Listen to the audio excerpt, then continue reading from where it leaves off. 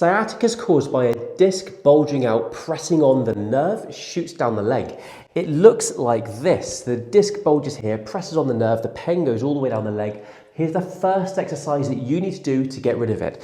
So it's called flossing. And what you're going to do is you're going to simply lie on your back and you're going to bring the painful leg up and extend all the way up into the air, all the way down, full range of motion.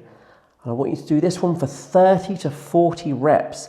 The idea here is that when you extend your leg, you're stretching the sciatic nerve all the way down the back of the leg, and then you bring it back down, stretching it up.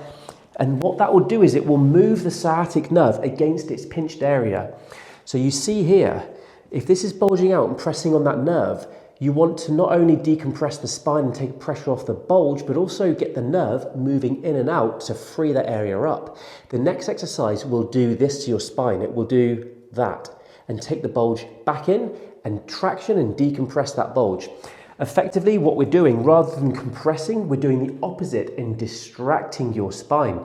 So go into a chair, you're going to put your hands on the edge of the chair, hips off, and let your hips traction down. So the weight of my legs is tractioning down, and just stay there for 30 seconds. It's as easy as that. That's going to traction your spine. Another way we can do this very same exercise is on the edge of a kitchen counter or a desk, elbows on, and let your hips hang.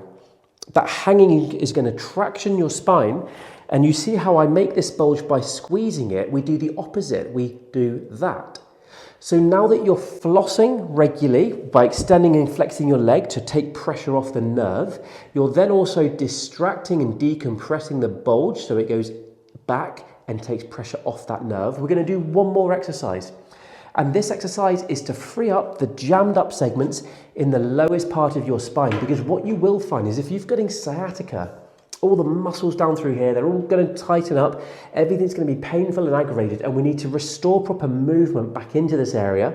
And I'm going to show you an amazing exercise that I do every day, and I get all my patients to do to free this area up, take pressure off these discs and joints and nerves. So you're going to lie on your back for this one.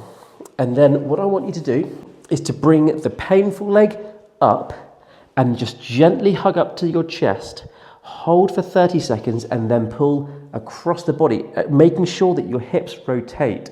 So keep your shoulders flat, let your hips rotate, and hold it there 30 seconds. And then same thing the other side.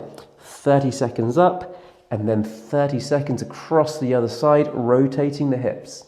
It's as easy as that. If you are, let's say, in the office and you don't want to do this one in the office, I understand. Here's another way you can do it. You're going to basically grab your knee across your body and then rotate your body away like this. Similar thing, but it's not quite as good as lying down, but it's fine. So do either one of those. Now, what we also need to make sure that you do, and it's the last thing this, is that make sure you don't continue to aggravate sciatica and bring it back over and over again once it's fixed and once it's healed. The way we do this is by, when you're bending, don't bend like this with a banana back and start twisting around. Try and do this. Try and push your hips backwards like that. That hinging backwards of your hips will keep your back in a super strong, healthy position, because if you look at the spine, what you will notice is that there is a curve going in this way, and you need to maintain that curvature when you bend forwards. You don't want to be rounding your lower back because it puts more pressure into the discs, and you will continue to aggravate the discs and create sciatica over and over again. So that's what we need to do. We're flossing, we are then decompressing, we are then rotating and freeing up the spine out of gravity, and then we're going to learn to bend the right way to make sure that you don't continue to aggravate that area and aggravate the sciatica down the leg. Do all these exercises. If any of them aggravate it more than help, don't do them. But if they all help, do them all. And look at my other sciatica videos. There's plenty of more exercises and sciatica videos for you to watch.